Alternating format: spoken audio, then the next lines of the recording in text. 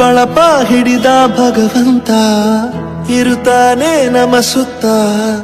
ಅವತಾರ ನಾನಾ ರೂಪವೋ ಹಣೆ ಬರಹ ತಿದ್ದಿ ಬರೆಯಲು ಕತ್ತಲೆಯಿಂದ ಬಂತ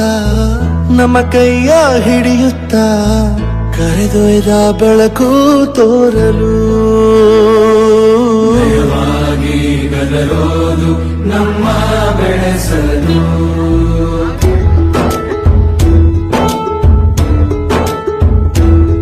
ಭಾಷೆ ಅಮೃತ ಕುಡಿಸೋ ತಾಯಾಗಿ ಭಾಷೆ ಅಮೃತ ಕುಡಿಸೋ ತಾಯಾಗಿ ಭವಿಷ್ಯ ಬರೆವಂತ ತಂದೇನೋ ಆಗಿ ಬರೆವಂತ ತಂದೇನೂ ಆಗಿ ಚಂದದ